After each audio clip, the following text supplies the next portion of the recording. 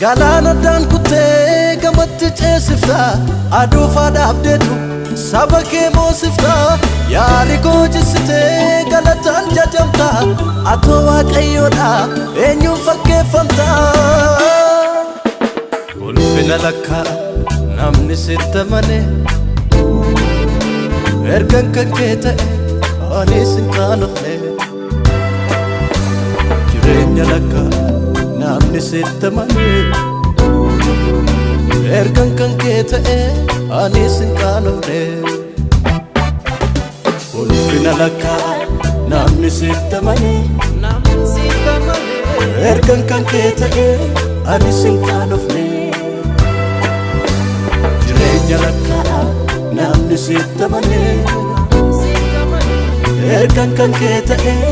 anis hin qaanofne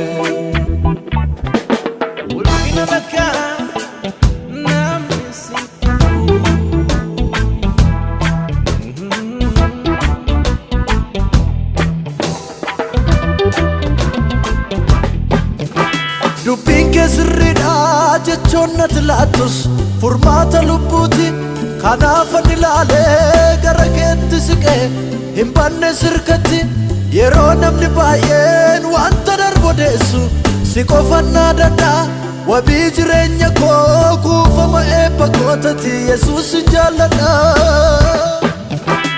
ulfina lakkaa namni sitti amane ergan kan kee ta'e anis hin qaanofne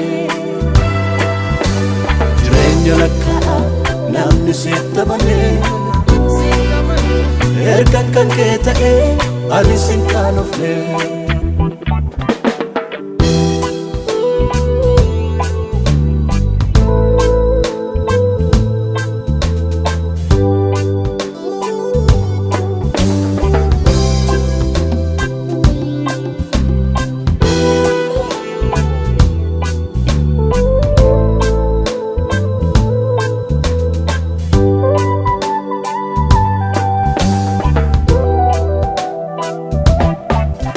Baay'eena jaallataaf nootti baafte gati al tokkoyyuu amantee nan laattu mormatti seenaan jireenya koo si'iin hundeeffame innan si faarsu kun xinnaateet argame baay'eena jaallataaf naatti baafte gati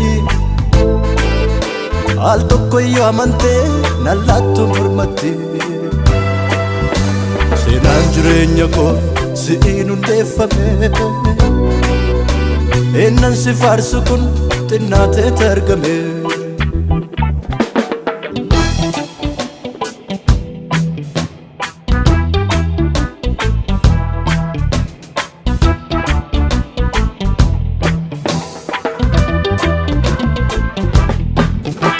abbii kan koo isa daddacite gidduu galte xumurte dhimma koo daga baay'een si wajjiniin kute hin dagadhu lafa ka'umsa koo har'a keetti bori madaalinii naan jetteetu dhaabde mogolee koo jechoonni kees tasanan quuqanii ta'aniiru soorrata lubbuu koo ati waaqayyoodha oolchaaf of galchaadha mootii jiraataadha ati waaqayyoodha kan akka keen jiru hundarraa addaadha ati waaqayyoodha lakkaa'ameen dhumu barri mootummaa kee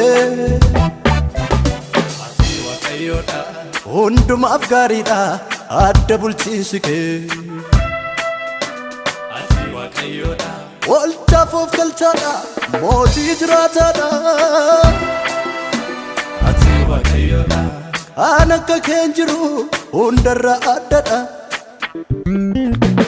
ati waaqayyoodha lakkaa'ameen dhumu barri mootummaa kee ati waaqayyoodha hundumaaf gaariidha adda bulchiinsi kee ulfina lakkaa namni sitti amane ergan kan kee ta'e anis hin qaanofne jireenya lakkaa namni sitti amane ergan kan kee ta'e anis hin qaanofne ulfina lakkaa namni siif tamane ergan kan kee ta'e anis hin qaanofne jireenya lakkaa namni siif tamane ergan kan kee ta'e anis hin qaanofne